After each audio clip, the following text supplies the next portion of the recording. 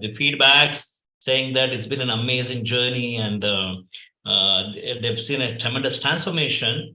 But what we want to do now onwards, probably we want to pick up few parents who have already got good things to talk about their implementation and who have got the results to come and connect with you people. Probably they can set we can keep them as role models. All of you are dedicated, committed. There is absolutely no difference of opinion in that. But it's only that some people have got tremendous transformation and some people are still trying out. Maybe you don't know where to start. Maybe you want some kind of a hand holding, you want some kind of a motivation. So in future, we are thinking of coming up a few surprise modules, which is going to act as a motivator for you people. Okay. We have realized we have so much of content in our portal. We have close to around 100 training videos, more than 3,000 questions and answers, what we have answered. And we are still coming up with a lot more topics. And ma'am, we have a Parentathon session every week. We can come and give you a new concept. Okay. Maybe we feel that there is a information overload. Okay. So in future, so we want to maybe invite few of you to our platform. Our future weekly sessions are going to be like that. Probably I'll be inviting one of you to come and share your experience. What transformed you? What was your mindset before you started with the program? What is your mindset after you got into the program? How, as a parent, you have seen the change and the difference. So you should be able to relate to, many of you should be able to relate to such parents. You've been watching only us, okay, the coaches and the trainers. In future, I'll be bringing a lot of mothers out there like you, probably, who can set an example and motivate the rest of the crowd as well. Okay. So on that, a lot more to learn, a lot more to implement, a lot more to be aware of. Ma'am, you can start your session now with whatever we have today, the questions. Today is going to be a weekly mastermind support call. Like those of you who joined the program during the last week, today is going to be your first day. Get into the swimming pool. You don't have to compete. Just feel the water, get your feet wet, and have a good beginning. Okay. So we'll be there to support you for another one more year. That's our promise from our end. Okay. All the very best. God bless you. I'll be there. Ma'am, the floor is yours. You can take over. Thank you, sir. Thank you. Good evening, everyone. Once again, we had talked about rhythm and how to set rhythms up. And, I would talk about 10, 15 minutes to begin with as to how can we go about setting a morning rhythm, or in other words, you can call it a sleep rhythm also. So it includes bedtime as well as the wake up time. Many of the issues, many of the questions that I have today will get addressed at least to a good 50-60% when we have a rhythm. Because like we talked, nature is rhythm, a heartbeat is rhythm, and without any of these, we cannot survive. So what rhythm does to a child is it takes away all the unpredictable situations that may come up. I have been struggling to set my own rhythm. This I've mentioned a few times before. Because somebody walks in and I stop doing my yoga. Or somebody is said to come for breakfast and I change the menu for breakfast. Or I have to go to some school. So a lot of external things keep coming and children are at a loss. And even when we look at our own lives, we are at a loss too. Sometimes going to work at 8:30, coming back at 5, that kind of sets some kind of a rhythm. Similarly, when children start going to school, there is some kind of a rhythm. But if children are going to preschool, if children are not yet going to the preschool, setting rhythm at home becomes very important. So we'll begin with the bedtime. So typically for most children around 8:30 bedtime is the best. There are a few questions today where things get delayed. So we need to work on that a little bit. It's going to take some time. But if it's 8:30 is bedtime, then 7 p.m. would be your dinner time. And prepping up for that would begin around 6 o'clock, where you will start telling them, we need to start cooking. We need to start setting up the table. We need to put the glasses out, plates out, whatever it is for the dinner. And as much as possible, all of us are going to be having it together.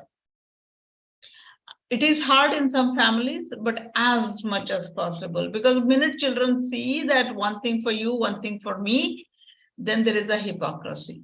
There are certain things definitely that only I as an adult will do, you as a child will do or will not do. Certain things only children will do.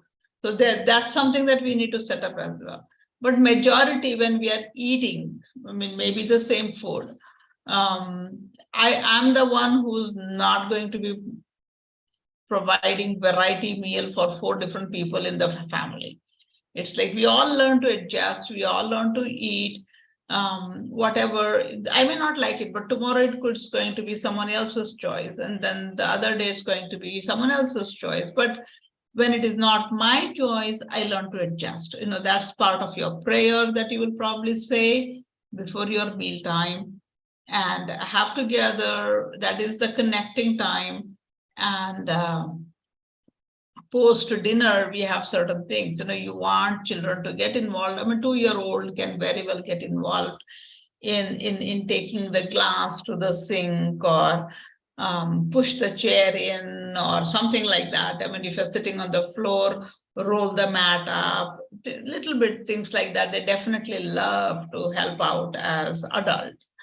So maybe take 30 minutes after dinner to clean up, put things away, so you're not like rushing to come back to finish up things, especially for working parents or families with a larger number of people. I would recommend, don't try to be the super mom or super dad where you can't get everything together. You will have to let go of certain things, and that's okay to begin with. That's okay. And there will be a time when you have enough time, so you can be the super person at that time, doing what you like to do, or something very delicate, elaborate, whatever. So around 8 o'clock is when your rhythm begins, preparing for the bedtime. Maybe you start telling, it's time to go to bed. It's getting dark outside. The sun is set. Sun has gone to sleep. The moon has come up, because moon comes up at night time. The stars are out. We only see when the sun is down. We see the stars. Whatever the story you have, or maybe a little lullaby for younger children, and a little soothing songs for older children. You can begin chanting those, and get ready to go to the bed. Make your bed, dust it, turn on the lights, little dim, maybe turn off the bright lights. You can sit with the storybook. That could be part of your rhythm. So you pick a story, or the child will pick a book. You will read together, maybe 2 books. And then you will start telling a story. I mean, typically the story is something that when the child wakes up, what would he or she be doing? So we are going to go to school tomorrow morning. We are going to wake up and then go to the sink, brush our teeth, wash your face. Then by then I would have set a glass of milk for you ready. We drink milk, we come back, we take shower, build up a story for that. And this is for the child. We call it like lead talk, where we kind of prepare the child's mind for the next day. So next day is not a shocker for the child. So you tell a story, then you do the lead talk, and then you can have a little rhythm, especially children who are hyper, who are unable to sleep. You could give a little massage, the massage on their head, massage on their belly or foot. With I would not prefer any creams, but maybe a little bit of oil, maybe almond oil. I would not prefer any mineral oil as well. So you could use a little older sheets, or not worry about sheets getting oily, really. I mean, I have struggled with that a lot. My husband is a big fan of all these kinds of activities, and we would have sheets that turned yellow because we put little haldi. If there was a bruise, we put oil on their hair, so the pillow covers were little, oily. So but it does help the child. You could wash it often. Don't put a plastic, again, it's little unnatural. So maybe a old towel or a pillow or something like that would work. And give a little, rub them with that little thing. Brushing teeth is also something that happens before you come to the bed. After we become cozy in the bed, we are not going to leave the bed. So all the thing, I mean, after the lead talk could also be in the dark. You can turn off the lights and you could keep telling them what their morning would look like, or what their sleeping away would look like. And you can start like tapping, and maybe the closing of this could be one chant that you will do, and then it's silence. Child can feel your hands, you can hold your hands, you can cuddle with them, but then no talk. And at some point, no talk. And then after some point, no movement. It could be like a game. You can play the freeze game during the daytime. So at nighttime also, you could just go freeze. And somewhere by then, if the child is pretty tired during the day, they will fall asleep.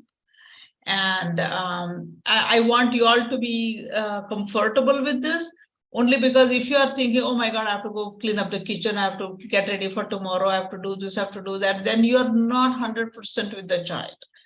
And typically when we are not 100% with the child knows it. And they would not want to sleep because they're worried that you will get up and go away. So you could get up and then they'll get up behind you. So all that you have done for the last 30, 45 minutes seems like a waste, because child is constantly worrying about you leaving. So that's not going to help us at all. I mean, child will not have a peaceful sleep, neither will you have peaceful time with your child.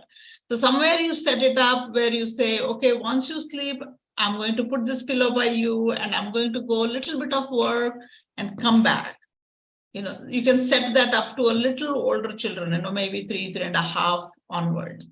But younger children will still, they're wanting to be with you. So it's very hard for them to fall asleep, especially when they have seen that there was no mom or dad next to them when they woke up after a few minutes. So take that time, enjoy that. That's a rest for you as well. You can meditate, you can focus, you can visualize how the next day is going to be, and basically be at peace during that time. And when you wake up, it's not going to be this rush wake up. I know it's hard, especially if you're working, that waking up 15 minutes to 20 minutes earlier is better for you and the family rather than rushing through the morning. So you wake up and you keep humming your song, you can chant. If you're bad at it, it doesn't matter. Children still love our voices.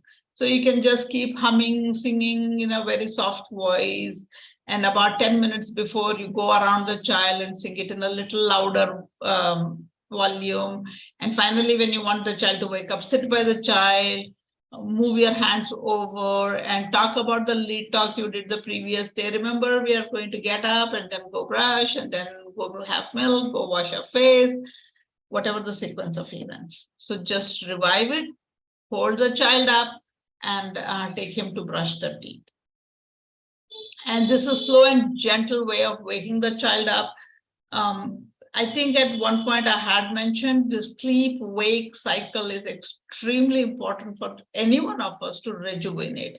We are like having a new birth every morning.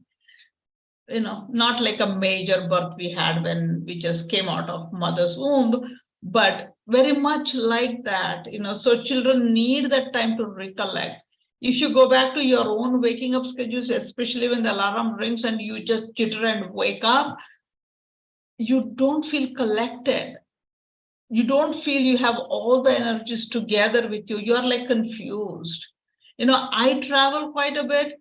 So this happened only recently. I was in in one of the schools in Ranipet in Tamil Nadu, and then I went to Coimbatore, and then I was back at my hometown. I wake up in the morning and I really am confused. Where am I?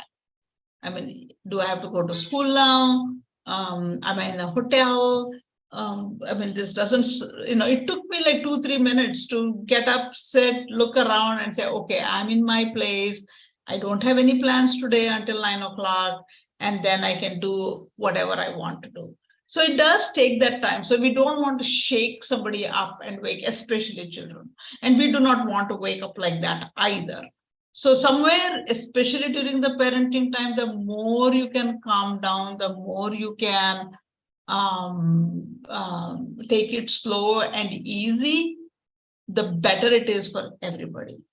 So once the morning we wake up and things happen like the way I had told the previous night to the child, it's already laid out in their head. So they don't have to worry, okay, what's coming up next? What's coming up next?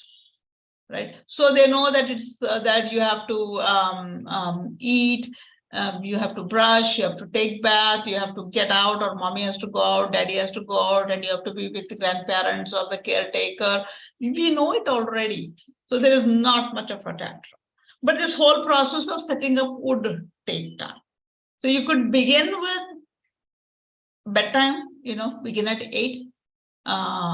And if children are really sleeping late, if they're sleeping by 9, 10, 11 o'clock, bring it back by half an hour each week. So instead of 10:30, 11, begin at 10 o'clock for 1 week and then 9:30 another week. So take it slow and easy. So you are not stressed, neither are you stressing the child. Yeah. So once it is set, it becomes beautiful. It's like, once you're sitting in a train, you don't have to worry, just go straight. I mean, looking at the signals, even the driver probably is not as worried, unlike like a car driver or a bus driver, So because we are on the track, it just has to go. Even if he wants to stop, he cannot stop it. So something like that is what you set up.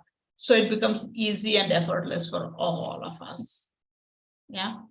Let us know how do you do it, and that'll give me an idea as to give any additional inputs. But there is already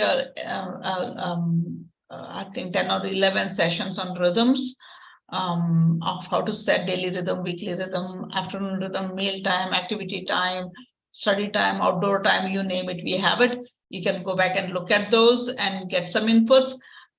Getting inputs is easy, implementing it is hard. So begin taking the action, however trivial it is, however small it is, begin it. That's like 50% of the problem taken care of. All right, good luck. Let me go back to the questions. I'm going in the order of the questions that were received, and I've taken questions that were posted until about 6:15 this evening. So first one is by Dipali. You have a 6-year-old, very casual approach for everything. That's how children should be. We should not like work them up, and they are concerned for everything, stressed for everything, want to do everything. And that's the best way for the child to go through the developmental process. When until about 7 years of age, my energies that are available are used up for the physical development. The physical body is coming to a proportion. There is not much I can really do intellectually, emotionally, and all of that. They can be physically active, but I mean, casual approach is there are also videos on temperaments. So if the child is more of a sanguine temperament, we take everything casually. I mean, nothing really bothers. It's a great attitude to have. But little later, when the child is 9, 10 years old, everything, if that is the temperament, he or she will continue to be casual. That is when you have to ground them for certain things. Not everything is casual. So maybe like if there is a test coming up, then you have to sit and do something about it. If there's a homework given, so they probably will not write very neatly in their book, and they take it casually writing as well. But certain things you need to write with legible handwriting, not like good, beautiful handwriting. So certain things you start putting in, that's around 8-9 years of age. But until then, it's good as long as there is a good environment at home. There is a good imitatable role models at home, and he's listening to situations and stories, and he's exposed to different art, craft activities, and he's grounded. It's okay. It's actually good. Yeah. Manisha Thakur, my kid is 5-year-old and is junior LKG, junior KG. Last year he was going to school happily, and this year he is having jolly phonics and writing. So he doesn't want to go to school. Every day and every time he's saying, I don't want to go to school as ma'am is giving bad homework. We are living in society. Last week he threw shoes from neighbor's rack to another floor. How to deal with this? Throwing shoes, which he has never done before, and he started doing, is just expressing his frustration. I mean, he is saying, I don't want to go to school very clearly, and he doesn't like the homework of, Jolly Phonics is, I have gone through it. They make it fun, they make it interesting. It sounds interesting for adults, but for children, it is very disjointed, disconnected. That's why they don't understand it. And children about 5 years old are just beginning to hold the pencil and write. And I'm sure your child was made to write much early on. So he's kind of losing interest in writing. So if that's all they're doing, jolly phonics and writing, then definitely it is not interesting for your kid. So when he tells you, you are also kind of helpless, so you're going to send him back to school, and he's obviously frustrated, what does he do? It's like when I'm angry at people in my house, I slam the door. I don't want to talk to anybody. I make my face and walk around. I throw things in the kitchen. We have our own way of coping mechanism. It's passive aggressive behaviors. And he's doing something like that. So what I would suggest is for you to ask him and tell him it's okay, you don't have to write. Maybe if teacher tells 5 words, you write 1 word. And trust me, he is getting it. He is listening to what the teacher is saying, and he is kind of mulling over it, and he will definitely get it. Today afternoon, I was sitting with 11th grade child. She went from all Kannada medium, 10th grade, to 11th grade English medium. And obviously the child is not interested. She does not understand, and all she knows is memorize it. So I started working with her on language development, and she could get fairly quickly a lot of the things because she's at certain age now, right? I don't have to sit with her and tell her about phonics and blends and groups and words and family words, etc. So when the child is at a certain age ready to receive, they'll just get it. We just need to trust. But we should, in the process, we should be very careful of not the children not losing an altogether interest, because neither of them are listening. Parents don't listen at home, teachers don't listen at school. So where do they go? Right? So school will do whatever, because every school, they have a target to meet, they have parents to satisfy, so they do whatever they do. You become a very supportive parent and still make sure everything else is learning. He's playing with toys, he's understanding why magnets attract or repel, or you tell stories, and you give him the exposure or environment at home, and he'll be fine. Yeah. Mohini Agarwal, you have a 3+-year-old, how to develop his interest in studies, especially writing. Please don't. If you want him to write, give him, I would say block crayons, the square block crayons, or jumbo crayons where he can hold, and let him just scribble on the newspaper. Or best is to go out and take a stick and kind of write on the wet ground. or chalk piece over slate. But 3 plus, we do not, his hands are not developed to write yet. So don't focus on formal writing yet. Those schools will begin with standing line, sleeping line, curved lines, and they go through all of that. And child will be able to do when they're just scribbling on the paper. When they're scribbling, there is a curved line, there is a straight line. And mostly you won't see a very perfect straight line. There will be a lot of curves. And that's when they create some piece of art there with different colors, and it'll interest them in using the paper and the crayon kind of format more. Definitely not the pencil or the pen. Yeah. And his interest, just involve him in the kitchen, make him sit next to you, see him the water boiling when you're making tea, see him the color change when you add the tea leaves, ask him to smell the aroma when you're making, rasam, sambar, whatever, and see how you make chapatis and it's hot and then it cools up after some time. I mean, there's a lot of learning there, we never learn to question, and children also slowly drop that. That is when they lose interest overall. So, why did it cool? And if I put back on the tawa, why does it become hot? We don't have to answer. Just leave them with those questions. Maybe you spin a glass and say, why does it make that sound? And does it make the same sound when I spin the glass on a wooden table? Does it make the same, does it spin the same way when I spin it on the bed or on the mat or on the sofa? So a lot of different exposures we give, and that's his interest in learning. You can do that with anything you pick up. You can just, this is a little chapstick and it opens. It's not easy to open. There is a little ridge on the side. And when I close it, it snaps. It snaps. Now, why do I have to press it for it to snap? And why do I have to put stress when I open it? Anything you can pick up, any little thing, you can take the pen. Why does it go out and in when I press the back end of it? Why do I have to, why is it hard with the pointer? Why is it easy with the thumb? Whatever comes to your mind will become the learning moments or teachable moments. Yeah. Hikmat Bahadur Rawal, you have 1 year, 11 months old. My kid does not play a particular toy or game at a time. He keeps on changing, playing things like 1 minute this, another minute another thing.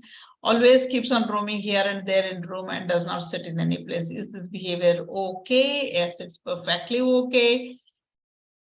He has his newfound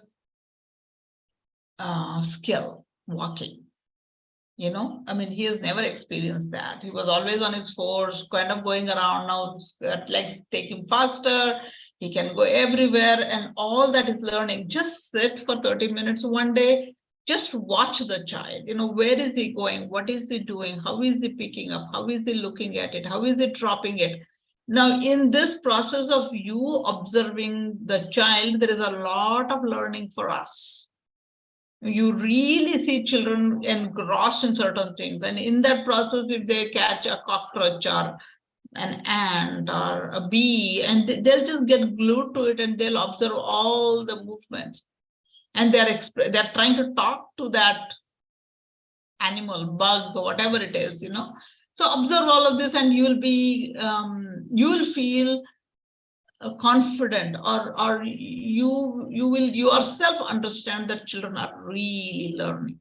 Learning is not coming from the books and practice writing and reading. Definitely not.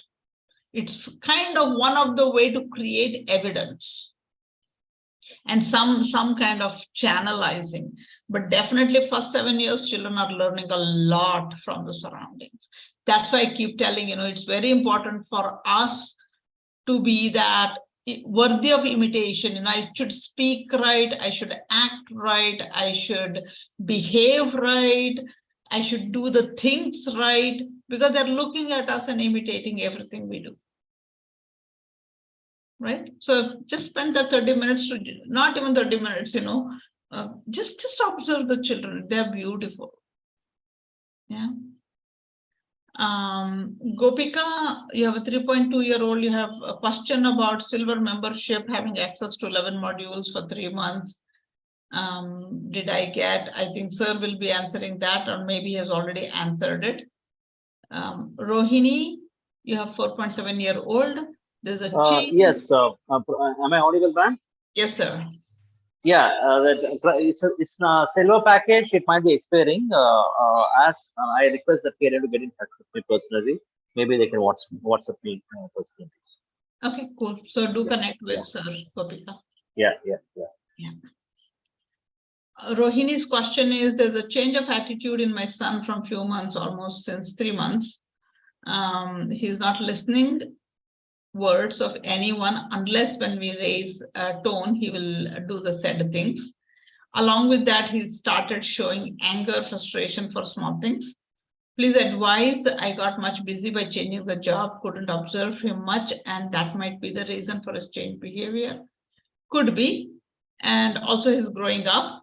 She's around 3 years of age when you will start seeing 2.5, 2 to 2.5 to 3 to 3.5, 4 years old is when they want to be an independent adult-like person. So if he has seen somebody getting angry, not listening to somebody else, they'll want to try it out. So look at the environment, I would say. And yeah, when you are busy changing, when you are busy with your things, he definitely didn't get your time. So that could be the frustration also. Now she doesn't pay attention to me. Why should I pay attention to her? All this kind of begins around 3 years of age, but they really don't have a sense of it. And it becomes clearer as they get older. So you will see a 7-year-old saying, you do it first, and then I will do it. A 9-year-old will say, I will not want to do it. You may want to do it, but I don't want to do it. A 14-year-old will say, not even pay attention to you. Because we are independent human beings, we are very, very unique. And just like how I would live with a friend, they have problems. I don't understand why they do what they do, and I don't like everything that they do, but we still are friends and we are okay. So somewhere we need to have that kind of an attitude towards our children as well. I mean, they are unique beings. They are doing something unique. And if you look at it, every one of us has some special skill, maybe multiple. So that's okay. I can sing and you dance. I sew and you wear. I cook and you eat. You clean and I use those dishes.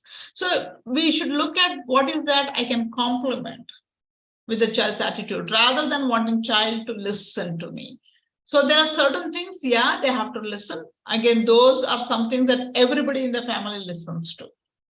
I cannot single out the child and say, I don't want you to be like your grandfather, so you better behave like this, own to work. If the grandfather is doing that every single day, and you want your son to do it a different way.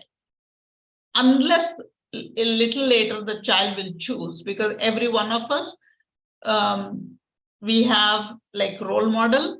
One way is, I want to imitate you. The way you are, I want to imitate you. The second is, I definitely don't want to imitate you. So everything I do is the opposite of what I do. So how to be and how not to be is again something children will pick up. So you need to be aware of those. Basically, be very approachable. Be aware. I mean, begin to listen to them, talk to them, observe them. Around 5-6 years, you can start having conversations with children. Of course, they still don't understand your advice. No advice at all since until about 7-9 years, until they cross the 9-year. We call it Rubicon. Until that time, we don't advise. It doesn't just get in. I mean, even now, some things that you tell me doesn't get in because I'm not in a mindset to do it. I do not want to do it, though it's good for me. Right? Unless I realize it. So somewhere, we just need to be there as a role model and then understand why they're doing what they're doing. That helps.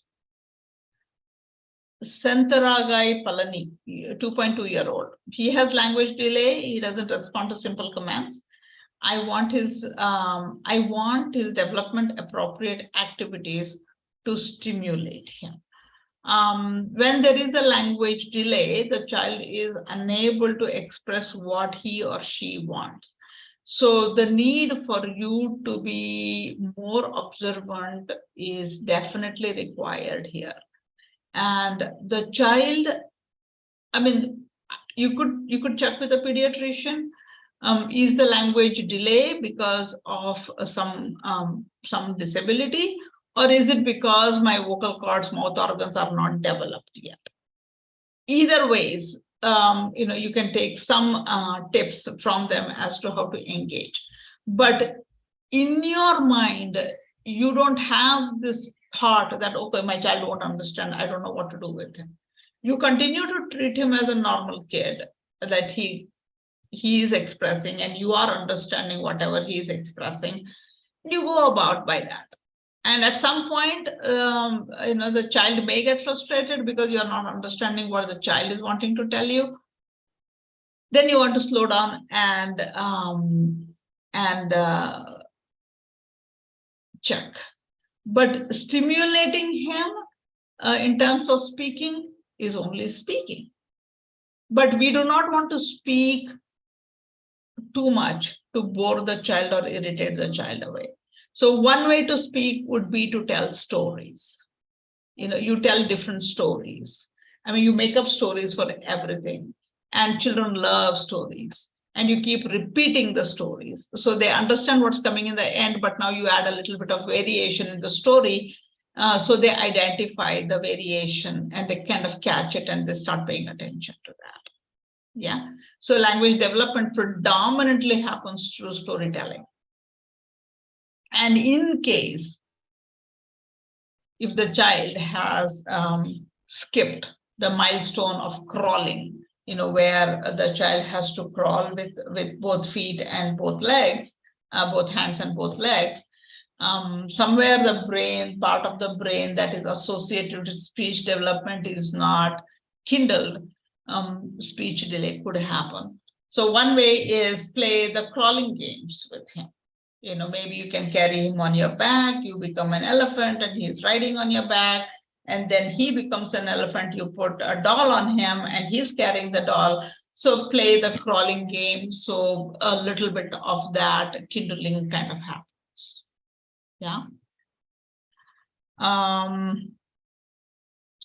Geeta Manjunath, this is a little long message, so bear with me when I read it.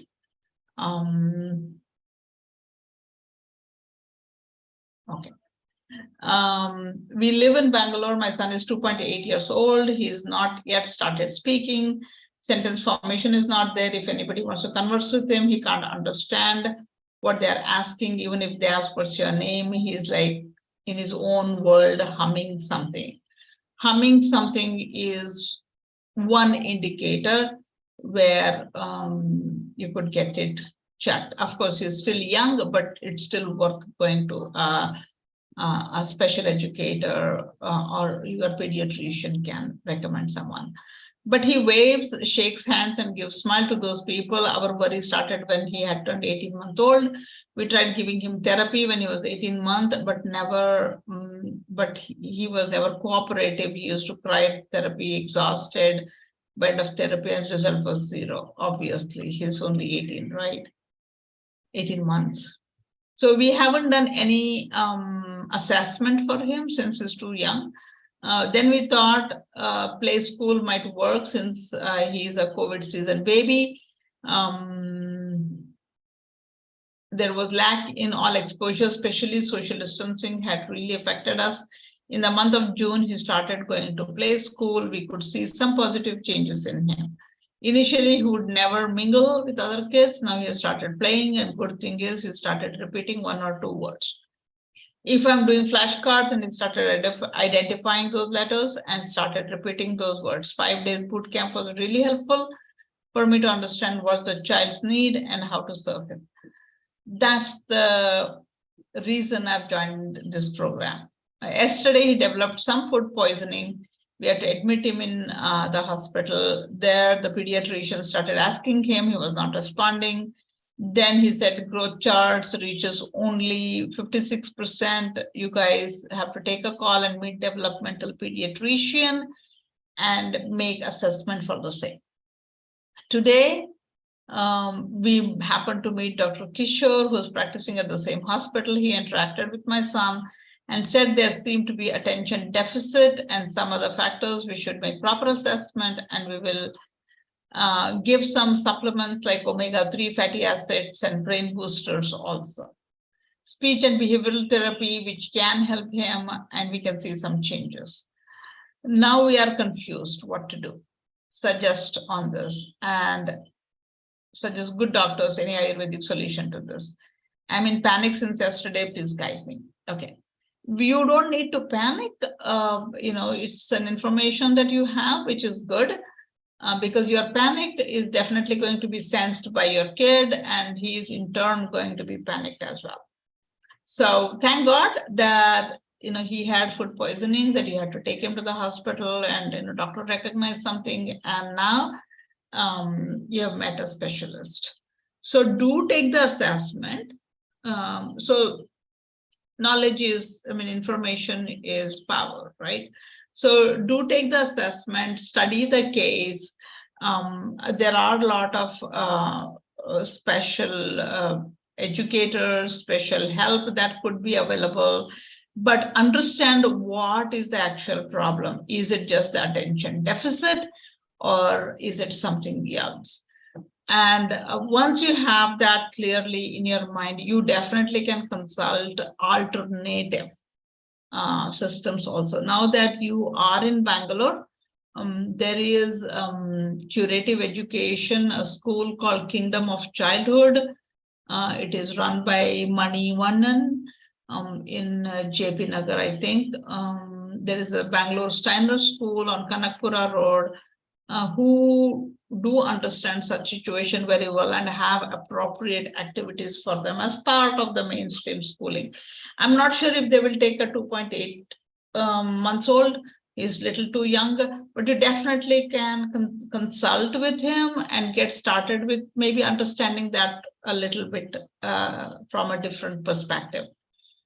You can also research on anthroposophy. It's a form of medicine, not medicine, but a concept or a philosophy where we take care of physical as well as spiritual components, and we hold it together at the same time. So you'll begin understanding the child a little better.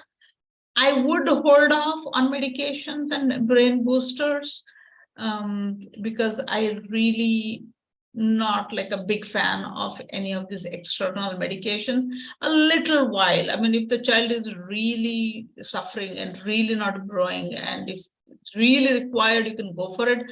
But before that, I suggest you do take multiple different opinions and study it for yourself, so you understand the situation, and then you can make a very informed call. Yeah. That would be my suggestion to you. Navrang, you have a 3.6 years old. While sleeping, she takes her lower lip between her teeth. This happens only when she's about to sleep or sleeping, otherwise she's normal. Kindly suggest. It could be just a response to stress. Maybe sleeping is like, okay, I'm going away, I'm not able to see, or it's getting dark. Now, maybe some fear associated with the darkness or with sleep, or maybe when she wakes up, she doesn't find parents around. So maybe some, it's usually any of these habits usually are related with a little bit of anxiety. And maybe if you're with her, maybe rubber back, tell stories, you set the bedtime rhythm, go to the bedtime the same day, and hopefully, most likely, you will see that clenching of lip kind of reduce with bedtime rhythm falling in place. Divya Dipti, you have a 7-year-old. I have 2 kids. Elder is 7, younger is 4. My elder one breaks down very often for silly reasons. How should I make him understand? Now, for me, it is silly reason. For the child, it obviously is not. So he's feeling somewhere helpless. Maybe that, typically with younger one also being around, he's probably not getting as much attention, or 7-year-old is definitely going to a school. So he's coming back with some kind of frustration from school, and he may find that you are not having as much time for him. And with helplessness, they break down. So do spend at least 15 minutes every day one-on-one with him. And just listen. You don't have to advise. Like I told earlier, their ability to comprehend, understand, advise has not developed yet. Right? It won't develop until they're 12, 13 years old. They may appear to understand, but it's not really sinking in well. So best way is to make them talk. I mean, don't talk. If you go for a walk, don't talk about, how's the school? What did the teacher say? What are your friends doing? Don't bring up anything to do with academics. You can bring up school, but somehow we relate school with academics and exams and marks and report cards and PTMs. So that's what keeps children disconnected with parents. So just go out for a walk, talk casual things, how cool it is, how, hot it is. It is very dusty. I can't walk fast. My legs are aching or whatever, you begin the conversation and let him carry. And you start doing it, in 2-3 weeks time, he'll start opening up to you because he doesn't see you being rushing. So he knows, okay, 4 rounds we are going around the block. It's only 1 round done. So she's going to be with me for 3 more rounds, and I can open this up and talk. And you'll start seeing that happening. Yeah. Divya, you have a 6-year-old. मेरी बेटी बहुत ज्यादा दूसरे बच्चों की copy करती है.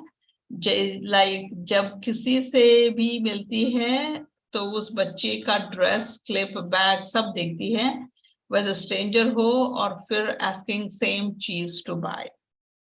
School में, if she saw someone's fancy item, so asking continuously for buying. कैसे मैं उसे explain करूँ कि don't copy and we cannot buy everything.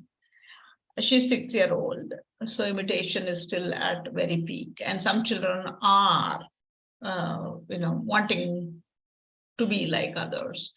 So you can say, you cannot explain like I told again earlier, but she is going to imitate. So you can say, okay, we'll buy maybe on every 4th Friday and within 100 rupees, something like that, whatever works for you. So you put up a visual calendar and she'll say, okay, she'll wait for that 4th Friday. And typically I would not say 1 day, I would probably give 3 days. If I don't go on 4th Friday, I will go on a 4th Sunday. If we somehow skip, then we'll go on a 4th Tuesday, for example. So if you go on a Friday, you can buy something for 100 rupees. If you go on a Sunday, you can buy something for 110 rupees. If I skip and go on the Tuesday, then I can buy something for 120 rupees. So there is kind of a makeup for something that I have missed. And now she'll start waiting and looking. And meanwhile, she is attracted to colors and things. So teach her how to use whatever she has properly and save them. Over time, we may have collected like hundreds of those, but really use only 1 or 2. So teach her how to use it, how to, put the pink clip on Monday and blue clip on Tuesday. So when you come back to Monday, it's pink clip again. So she doesn't need another purple clip for Monday. So you have kind of set a weekly rhythm there. So giving some kind of a condition and a visual reminder will help her understand that, yeah, my mommy is also buying. When you say we can't buy, she doesn't understand why. Right? There's stores and they're having all sorts of things, and she sees some money in your purse and she sees you buying milk and vegetables and groceries, and why can't you buy things for me? And she doesn't understand that you probably don't want to buy or don't have money to buy all the extra things. So you got to give her that idea through visual things, restrict a little bit, but definitely get some. Maybe, if you have friends or cousins, relatives, you can also go for exchange. I have used these clips. Can I give you 5 of mine and you give me yours? So she has more variety, but then we have not spent money. And she also learns to give and to get. So multiple things happen over there. Yeah. But showing by doing is more effective than telling. Yeah. Deepika Sharma, you have 16-month-old boy, speaks 4 to 5 words, otherwise responds to conversation in his own way. He understands instructions and also act on it. He's saying few words. My question is this normal or should he be saying more words by now? If not normal, then how can I help him speak? What kind of words I should teach? Don't worry about teaching him any kind of words. Some children take time and some of them learn, actually start eloquently speaking even 4 years of age. 3 years also they may not be able to speak. But so don't rush him into it. Only thing is for him to get good language, tell stories. Keep talking to him like normal and don't worry about it. Yeah. Sheila, you have a 5.5, almost 5.5-year-old, seeking attention tendency, cries on even mild scolding, lack of interest in studies, only likes writing on board, over friendly with strangers. So seeking attention, all of us want attention. So the second clue you have is cries on mild scolding. So the child is very sensitive, either because of helplessness or because he feels not heard or not getting enough attention, according to him. Lack of interest in studies is definitely the case with many children, because studies is not very interesting. So you have to make studies interesting. Like I told earlier, take any object and talk about different things, describe it so you get language. How tall is this? That's math. What if I have 2 of these? What if this costs 10 rupees and put another 10 rupees for 2, so 10 plus 10, 20. So you can get your math there, language there. Environmental, is this plastic? So is it environmental friendly? Where do we have to go get it? Who sells this? Shopkeeper, is community helper. So you pretty much get anything through anything you pick. So that's how you build interest in the studies. Now that he knows, he may want to go know more about it. So he may ask you more. Or even you look at it, it's like this small print we cannot see. So buy him a magnifying glass and ask him to look at it through magnifying glass and see if he can identify letters and maybe some words. So that way he gets curious about looking at everything that's in a small print, and through that he is reading, right? So you got to become a little creative. He's overly friendly with strangers. It's not bad, but then you got to pay attention, especially if you are in an unknown place, because basic tendency is to get attention. So he'll get it from anybody who's going to give him. Now, if you give him attention because he's reading something very, very tiny through magnifying glass, then that process is getting him attention. So he'll start wanting to read more and more, not necessarily getting attention from people, but through his activity that he has found. Or you build his interest in building the tallest towers. Using everything that you find in the room. He can stack pillows and then sheets and then stand up on it, and he becomes the tallest. And then with that, he'll be creative. Tomorrow he may put a bucket and a stool and a mug and something on top of it and stand on top of it and make a taller tower, right? So you have to engage him and give the attention to that. So naturally his need to get attention is satisfied, plus he is engaged in a process that will interest him in learning. Reshu Verma, before that was Pavitra. You have a 5-month-old. When to introduce toys? Should it be Montessori? What kind of toys should we introduce? I feel everything around the baby is a toy. These colorful, cute things are toys only in our language, but not to them. At the same time, I'm having conflict if I'm depriving my baby of providing brain development toys, leading to spooning effect, please. Yeah, everything around the baby is a toy. I would go with as many natural materials as possible, not necessarily Montessori.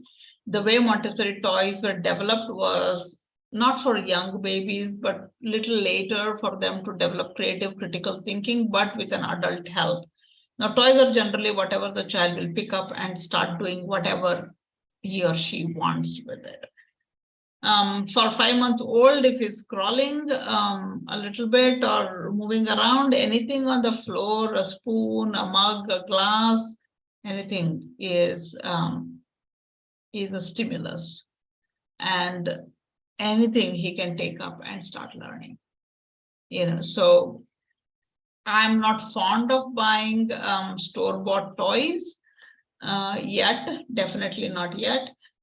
Even later, we don't need, but child should not feel deprived. So maybe we will buy and he will definitely get in birthday presents and all, that's okay.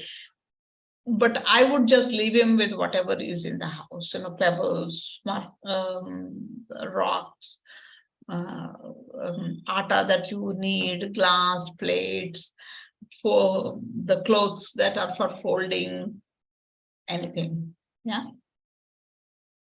Reshu Verma.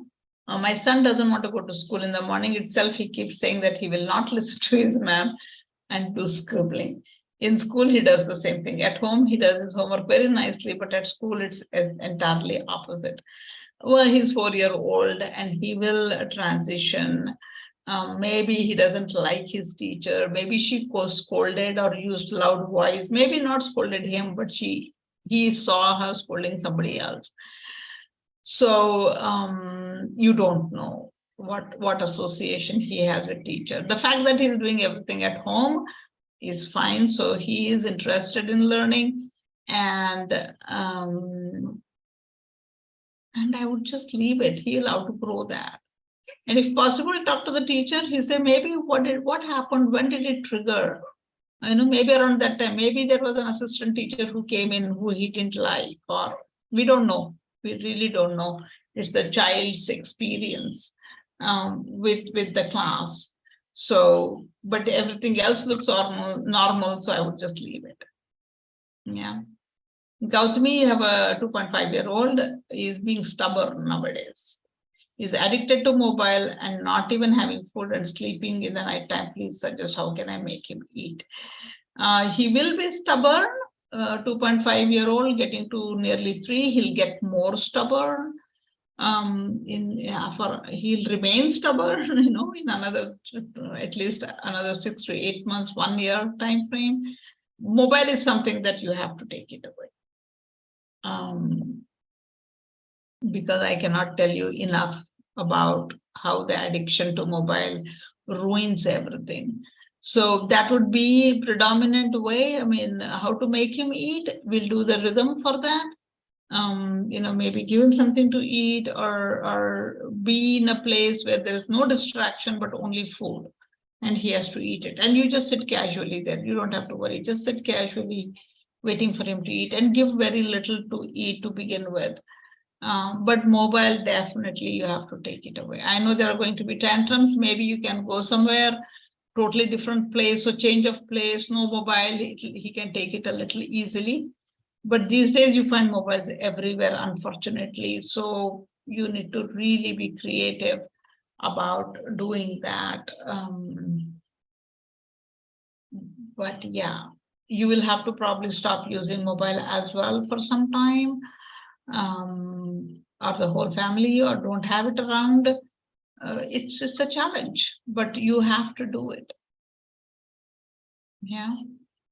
Meenakshi, you have a 3 or 4 months old. Whenever we visit any relative's house or even neighbor's house along with our kid, while coming back home, he starts throwing tantrums and often asks the relatives or neighbor to come along. I really find it difficult to manage, and I don't like seeing him crying. He gets settled after some time. Yeah, that's children definitely want company. They want to play with. They don't want to stop playing, and the only way he knows is to cry, and he does get settled down after some time. So your lead talk before going to somebody's house. We are going to be leaving them, coming home. Child will not understand, but then you give him a clue. Maybe you have, if you're coming back home by a vehicle, you can leave a little whistle, for example, in the car, in your scooter, whatever. So you say, when you go back on the scooter, you get this whistle, and that whistle you will not get any other time. It's only when he comes home from somebody, when you're coming back home from somebody's home. So there is something else to look forward to after leaving these people's homes. And you can, whistle is just an example I gave. You could do anything, and that special thing he gets only at that instance. And so then he'll start revering it, waiting for blowing that whistle, right? And then you tell him, we are going to somebody's house, and I'll you some indication, where you will hold his hand and start wearing the shoes and pick your bag up, and then we walk up to the car, and there I give you your favorite blue whistle, pink whistle, yellow whistle, whatever that is. So you tell that lead story, and as soon as you come, do give him. Yeah. So you just have to change the association of what children develop with leaving somebody and going to. And same thing happens when you move from one activity to another activity, go from home to school or school to home, all of these things. Yeah. Aparna, your 5-year-old daughter is having attention-seeking behavior since the birth of my younger daughter 2 months ago. How to manage her temper tantrums and attention-seeking? Obviously, right? This girl had a complete attention of her parents and grandparents and everybody for 5 years, and now somebody is taking it away. So she has to become.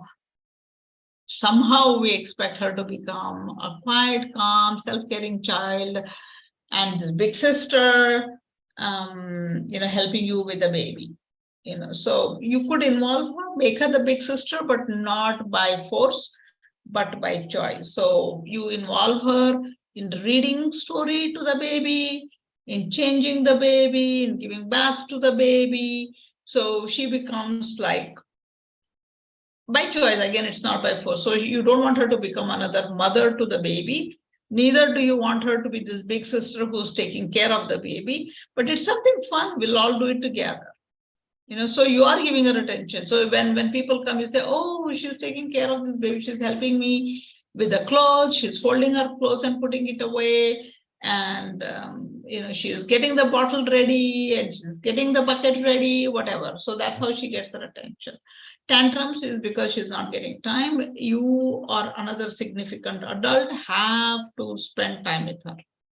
She should not feel ignored. And that's typically what happens. When the younger child comes, everyone is doting.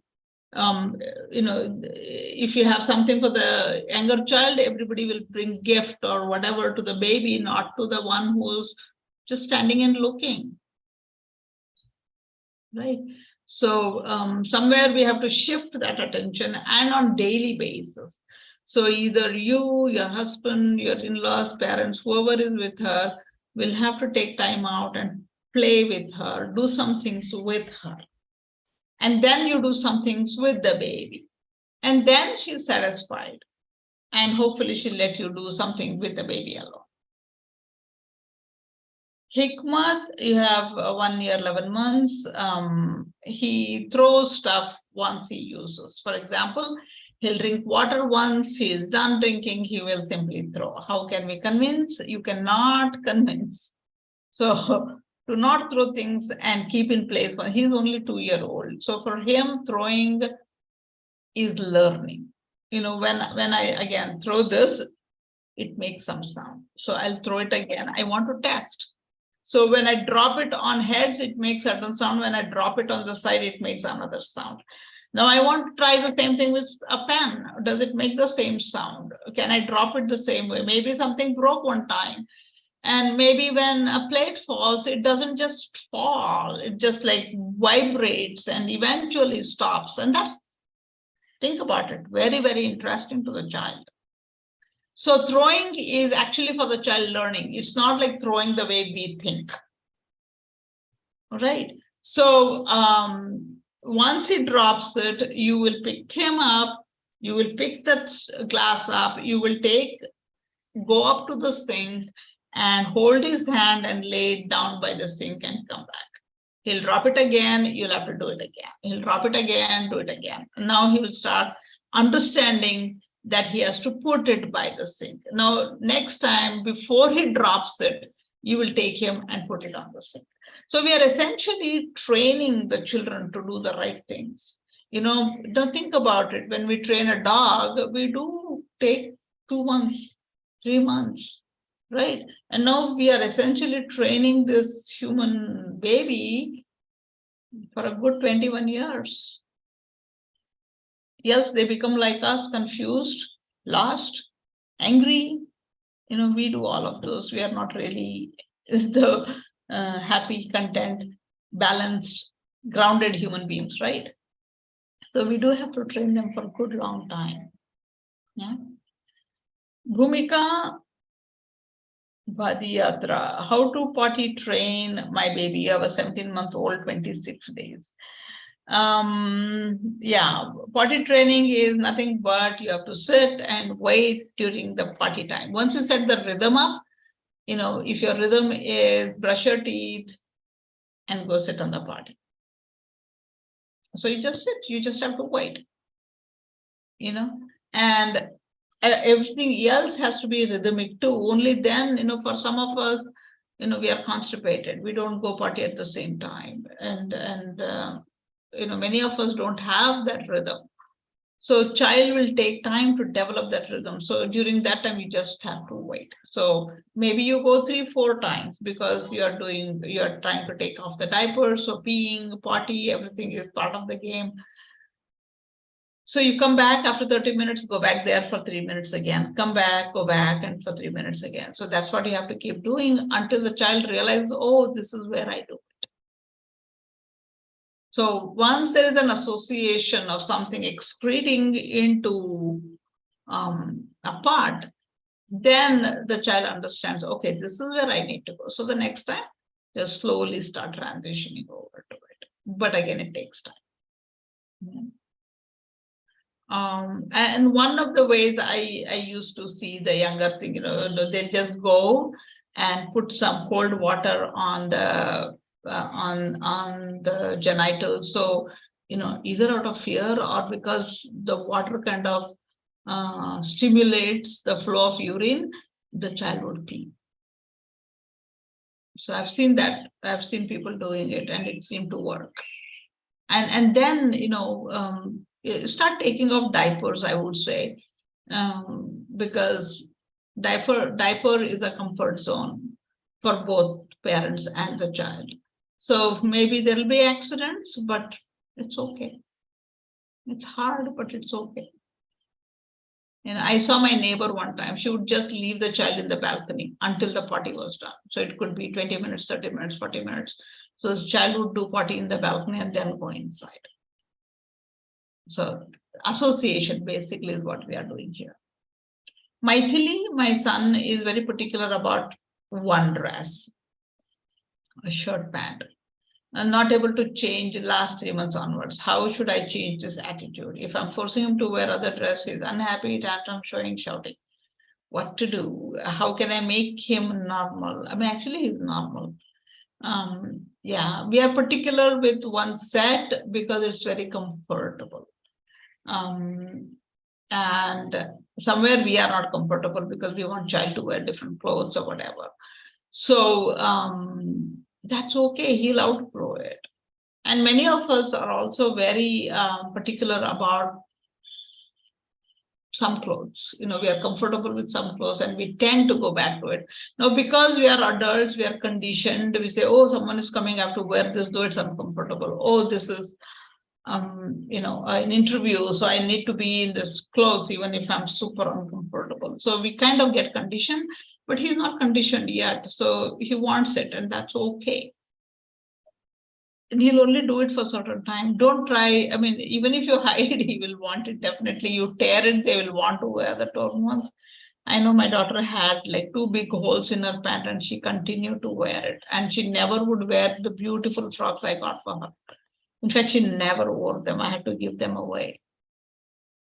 So I'm kind of a lazy parent. So I said, okay, do what you like to do. And I didn't associate that, oh, my daughter is not looking good or she's wearing a holed pants. That indicates something about my parenting. So I didn't worry about that part. So it was all okay. Yeah. Bandita, 3-year-old, my child started speaking at age 1 and was able to talk very well by 2 years. From last 2 months, he's stammering. The first sound of the word is too much stretched. Sometimes avoid speaking also.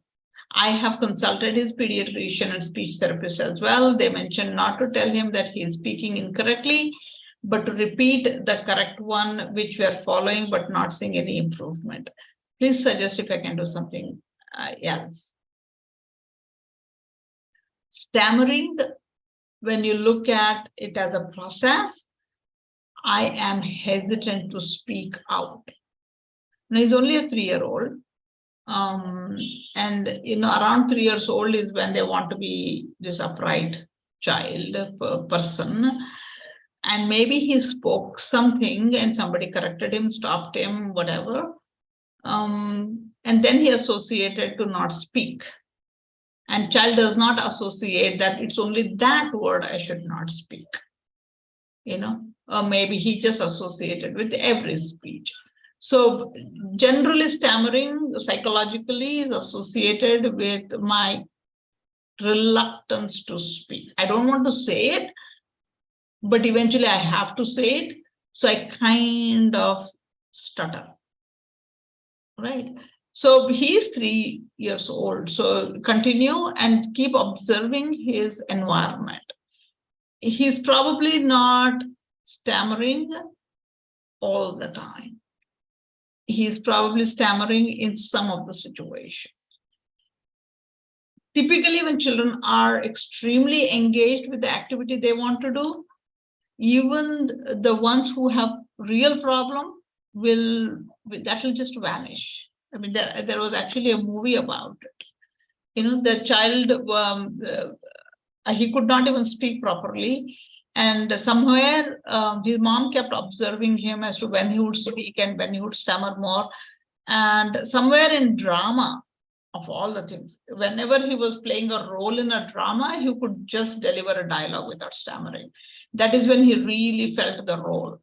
And they recognized it and they developed it. And every situation, he would get into that role and begin to speak and no stammering. I forget the name of the movie though. So I don't even want to put effort. It's so much gone. So maybe you can look that up, you will find. But typically it is that case. And with 3-year-old, I would not worry, but keep observing. Jharna, 2.10 years. My child has addiction to toffee, candy, chocolate, ice creams, cold drinks, and all unhealthy sugar products. This happened because she's going to my in-laws' house daily with her dad, and my sister-in-law gives her all these junk sugary items. I told multiple times to my husband and directly to my in-laws, but still they're not understanding. This affects my child's health as she refuses to eat food and asks sugary items instead of food. She has already developed constipation and her weight is also very less. What can I do to prevent this problem? It's very obvious, right? You have told them, they still give. You can send a box of carrots, whatever. So tell them, give that first and then give chocolates. Make sure she eats this as well as that. Or don't send her there.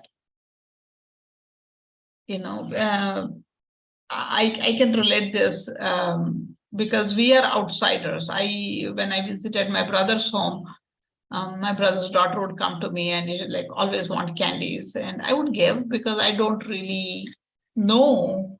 And then my sister-in-law told me, please limit and make sure she eats all of this.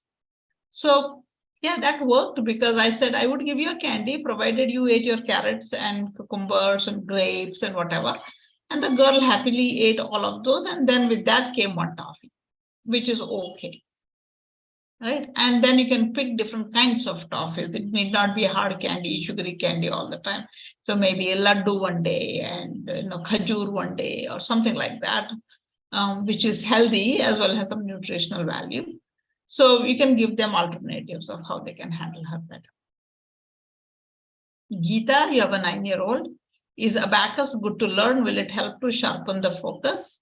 Well, yeah, 9-year-old, it is, it's more of a mental association, actually. They remember the numbers through associations, which is good. I would still prefer Vedic math better because there is some technique over there. This is just memorization of facts, which is okay. I mean, if you're thinking of it for a 9-year-old, I would say okay. Yeah, that is a skill that he could develop. Yeah, but don't. Some children just don't like it. My children never liked it, so don't force it, but you can try it out. It doesn't hurt. In other words.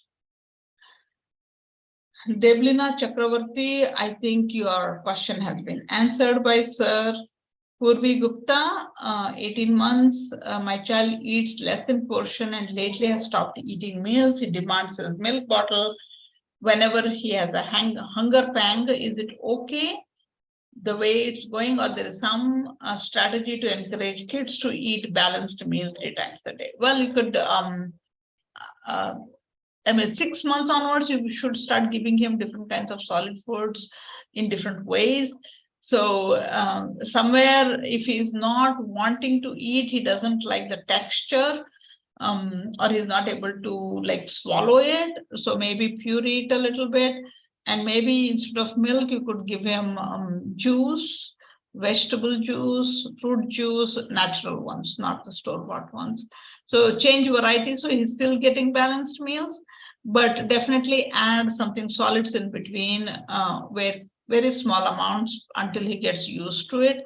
And if he begins to eat, don't just pile up more. Give him smaller portions until he develops interest in eating. But then bring in that variety a little bit at a time. Yeah, don't bring in too much variety and too much quantity also. Kamala Rai, you have a 2-year-old. At what age should I start sending my daughter to school? She has just completed 2 years in August. Since I'm a working mother, I have put her in a daycare center. What's your opinion about sending her to play school? Is it a must? Well, it's not a must. If things are conducive, I would not send child until at least LKG. But some schools, good schools, they take into pre-nursery, and then that's how they keep on going 1 grade at a time. If you have to send her to a school, ensure that there are lesser children and there is a variety of play and there is no forced play or forced reading, writing. So children are allowed to be themselves as much as outdoors, as much as possible outdoors. So if you can find such a play school, then yeah, you could send the child there. If you can provide that at home, then I would do it at home. Yeah. 3-year-old Nimisha, how can I stop breastfeeding? Yeah, you will have to start solids. You'll have to increase the solids. You will have to start weaning during the daytime and then weaning during the nighttime. And if the child is still very adamant, if it is for a 3-year-old, the child is old enough now to eat on his or her own. So you could apply a little neem oil or something where the taste of the milk is not the same. So the child will want to withdraw slowly. But begin with solids, begin with fruits, vegetables, solids, daytime, and then night. Amrita, you have a 3.1-year-old, sleep issues, won't sleep in the afternoon, need to make her to take nap forcefully. If she sleeps, she won't wake up early and she'll sleep at least 3 hours, which ends up sleeping late at night, followed by, all these issues will get resolved when you set up the sleep rhythm. If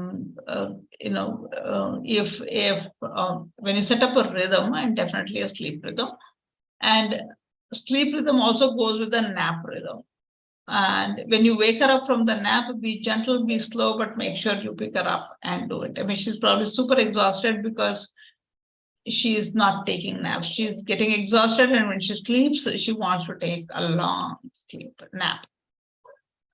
So set up a rhythm for that as well, and wake her up in a very gentle way, and have her something more interesting for her to do when she wakes up.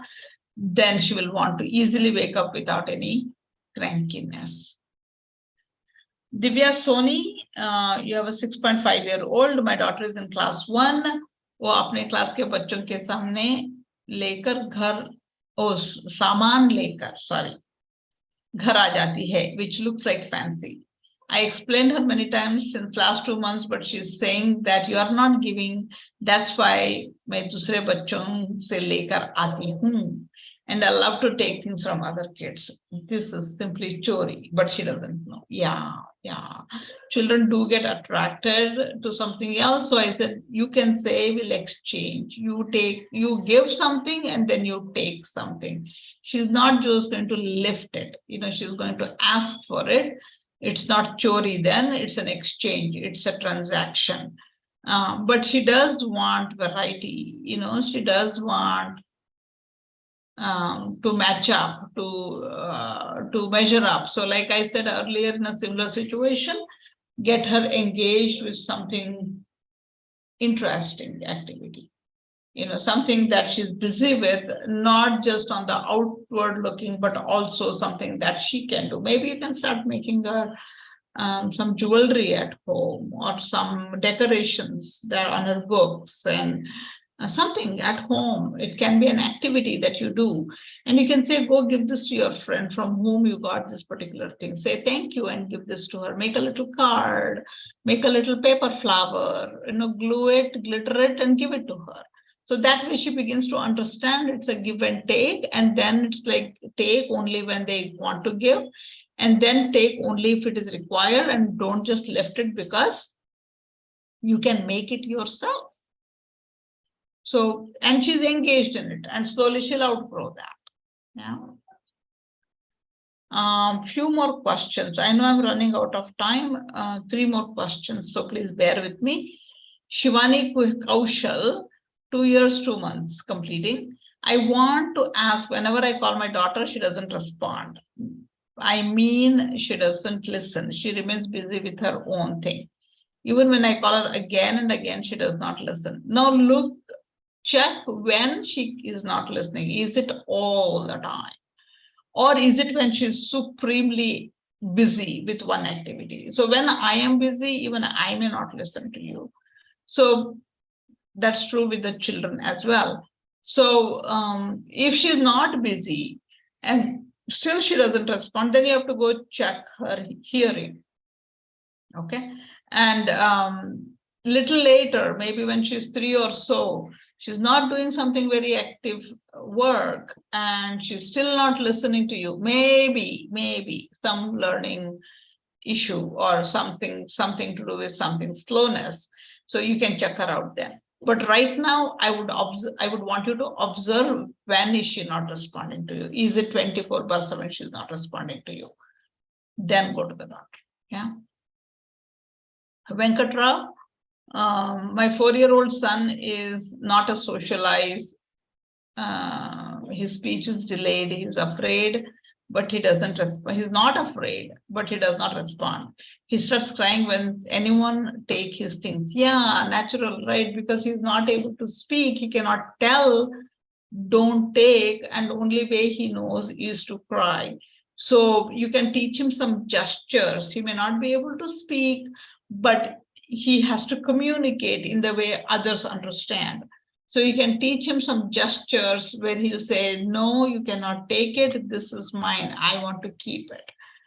And with that, there's one new skill that he learns to cope with something that he has not acquired yet, right? Otherwise, yeah, because he's unable to, and we know, or we think speaking is the only way to communicate, then child also has gotten that same thing. He doesn't have it, so obviously he's going to feel helpless and he will cry. Okay, there are many other ways to communicate. So with 4-year-old, begin using the gestures. Yeah. Ramesh, you have a 4.5-year-old. He's saying more words like bad, broke, smash, throw. If he doesn't like to drink water, he will say mama is bad or smash water. Why he talk like that? How to change? Now, one way is he's imitating. So check if he's watching any television shows, any shows or any people that he has heard in and around. It's not necessary that only parents have to be speaking bad language. It could be, the house help that come. And I used to have a house help. She would be loud on the phone, talking some rubbish language to people. And if my children were young at that time, they would certainly get some of those words from her. So just watch out, where is he even listening to these words? And then you cannot reason out with him. He's only 4.5. You cannot say, how can you say mama is bad or water is, or smash water? How can you do that? You cannot reason out with him. So check where is the source that he's imitating from. With that, you'll be able to understand, to kind of address that source, and maybe he's watching things outside his skin, and somewhere when he's frustrated, he'll use those words and he gets attention for it from you. I mean, if he's sitting quietly, he doesn't get attention, but when he uses those words, he gets attention. So maybe that's one of the ways that he's trying to get attention from you. I knew one person, she would get sick. I mean, she could get sick. Then she would get attention from her parents. And even as an adult, I mean, she was 28-year-old when she shared this, at will, she could get sick. So we have the huge capacity like that, So see if he's wanting attention and we are not able to give him the kind of attention that he wants. So observation is the key. All right. Good luck. With that, we come to the end of all the questions. Sir, are you there? Yes, no, yeah. If you do have questions, please take few moments to copy those questions and put them for next week. Yeah, in fact, we have gone 5 minutes past the deadline. Yeah. Anyways, I request all the parents to copy the questions, whatever you have, either in the chat box or in case if there are 2-3 questions which have come in the form as well. Maybe they were given after 4 p.m. today. And no issues. We'll be taking it. We'll be taking during the next week of our weekly mastermind support call.